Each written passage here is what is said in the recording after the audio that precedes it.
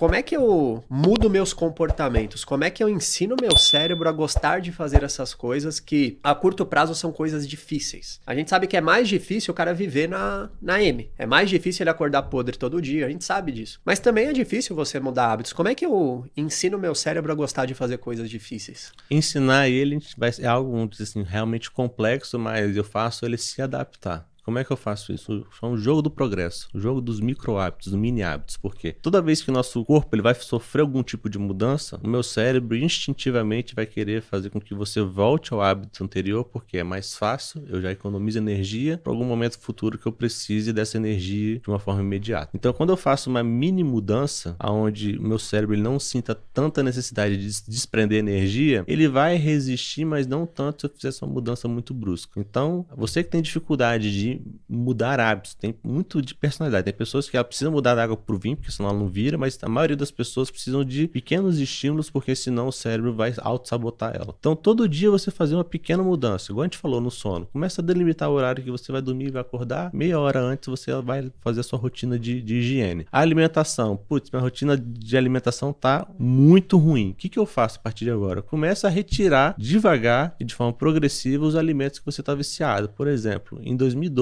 eu parei de vez de tomar refrigerante. Nunca mais, a partir dali, eu botei um refrigerante na minha boca. Caraca. Mas o que eu comecei? Eu comecei quem tomava refrigerante durante a semana, durante o fim de semana, eu comecei a tomar só no fim de semana. Depois eu comecei a tirar a Coca-Cola. Depois eu fui começando a reduzir no fim de semana a quantidade. Depois eu botei só no domingo. Depois eu resolvi retirar de vez. Por quê? Toda vez que você vai implementando hábitos pequenos em coisas que são muito viciantes e já enraizadas na sua rotina, o seu cérebro ele vai entendendo que é uma nova adaptação, só que não está me exigindo tanto esforço para me adaptar. Então isso faz com que você esteja mais capacitado a estar fazendo aquilo. Só que é importante também você entender o porquê você está fazendo isso. Qual é o motivo? Qual é o sentido de você estar buscando? Porque todo mecanismo precisa de uma recompensa. Só que a recompensa nesse caso, ela não tem que ser objetiva, ela precisa ser mais subjetiva. Por quê? Recompensa objetiva seria que, putz, eu trabalhei hoje, putz, eu posso hoje tomar uma cervejinha, putz, trabalhei pra caramba, eu tô cansado. Ou seja, toda vez que você faz um processo, você quer recompensar ele. Só que o objetivo da recompensa é, putz, cara, hoje eu vou me dedicar a fazer 30 minutos de exercício físico. Eu fui lá e fiz. Qual é a recompensa? Cara, eu reconhecer o processo. Cara, eu consegui vencer, cara, eu não fazia exercício físico, consegui ir na academia. Então você reconhecer o seu processo, essa recompensa objetiva faz com que seja mais fácil você conseguir perpetuar, porque você não vai estar criando um vício de fiz algo, preciso de algo físico, objetivo na minha frente para conseguir me saciar. Que isso, na verdade, muitas das vezes não é uma recompensa, na verdade é uma autodestruição, é um mimo que você está fazendo dentro de você. A recompensa precisa ser algo que sustente esse hábito. Então, reconhecer esse hábito é a melhor maneira de eu conseguir estar dentro do processo. É igual quando o professor ele vai te estimular. Putz, você fez uma tarefa, putz, parabéns. E você fica estimulado a querer fazer de novo. Essa sensação que o professor te gera é que você tem que tentar gerar em você. Putz, eu fiz,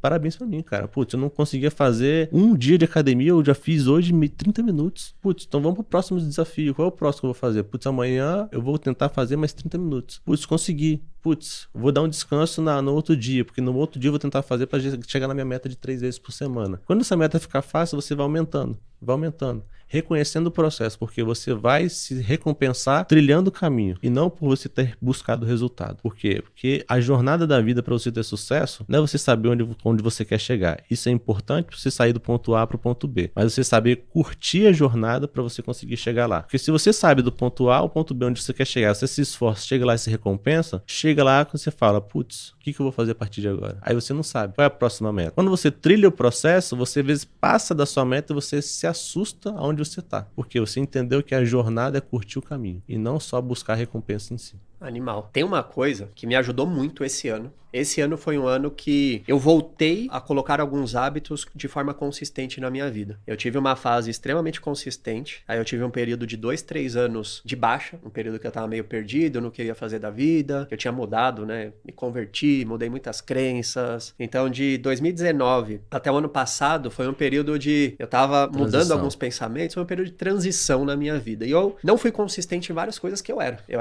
acordava acordava, cara, 4 da manhã por todos os dias, tudo que eu botava pra fazer, eu fazia, e nesses 3 anos eu senti uma baixa. Nesse ano, na virada, eu decidi que eu ia seguir alguns hábitos de novo. E uma coisa que me ajudou muito foi um negócio chamado persuasão tecnológica. Já ouviu falar? Já. Tem um livro que ele foi escrito em 2002, que o nome é justamente esse, né? Persuasão tecnológica, só que em inglês, que é como usar computadores para mudar seus pensamentos e suas ações. Por um lado, é da ilusão, né?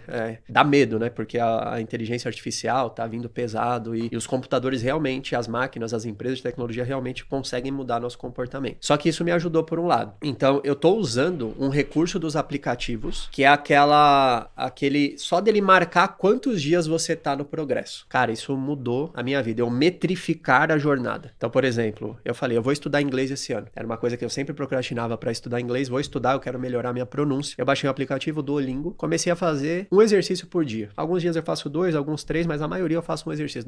Hoje deu 4 minutos. Eu tô há 276 dias sem errar. Teve um dia que eu passei da meia-noite, mas eu fiz. Só que aí ele dá uma quebradinha, mas o Duolingo, graças a Deus, você não perde tudo, né? Então eu tô há 276 dias sem errar, estudando inglês todos os dias. Agora eu coloquei a mesma coisa, eu tava lendo muito livro físico à noite. Eu ainda leio o livro físico à noite, mas de manhã tô lendo no Kindle. Por quê? Porque ele mostra o progresso dos dias. Aí eu comecei isso faz uns 20 dias. Tô há 20 dias no Kindle lá, lendo todos os dias de manhã. Baixei um app chamado Glorify, que é pra fazer o devocional. Tô também a mesma coisa do Kindle, uns 20 dias fazendo devocional ali com Deus todo dia de manhã. Então eu tô com uma sequência de mini hábitos, mas todos metrificados. Cara, isso mudou a minha vida, metrificar os hábitos. Por que você acha que isso funciona assim? Você traz essa recompensa subjetiva de uma forma um pouco mais objetiva. Você consegue sair desse processo abstrato e conseguir botar no papel e visualizar o que você está fazendo. Então não só, putz, me esforcei e consegui fazer o que eu quero fazer hoje, mas, cara, putz, dia 1 de 250 que eu vou botar para treinar no ano. Putz, dia 2, dia 3. Então você vê mais um senso de responsabilidade e você vê mais objetivamente aquilo que você precisa fazer, se dedicar. Só que qual que é a questão desse processo também? Tomar cuidado para você não colocar a meta final de metrificação muito longa e você às vezes se vê muito distante e desistir antes de começar. Então é você querer metrificar sem querer botar a meta final. Eu não tenho. É você botar a meta de todo dia eu cumprir. Então no dia que eu cumprir eu vou lá e boto.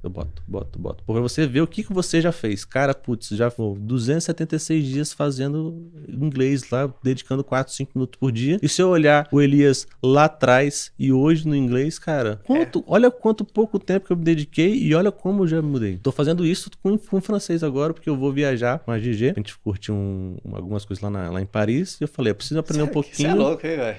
Tem pessoas que viajam e tem pessoas que vão pra Torre Eiffel, né? Another level. E uma coisa que eu pesquisei é que o francês, ele exige que você saiba se comunicar pelo menos o básico. Eu falei, cara, a gente tem pelo menos aí uns 6 meses pra gente poder se programar. Eu falei, cara, 6 meses dá pelo menos pra poder se virar, pra poder entender e depois tentar puxar pro inglês pra depois conversar com a gente. Caraca, não, é muito louco isso. Meu nome é Elias Mamã e esse é um corte do Verdade Cast, o podcast que tem a missão de descobrir novas verdades sobre todas as áreas que vão te ajudar a crescer na vida. Pra assistir o episódio completo, clica aqui e não se esqueça de se inscrever no nosso canal.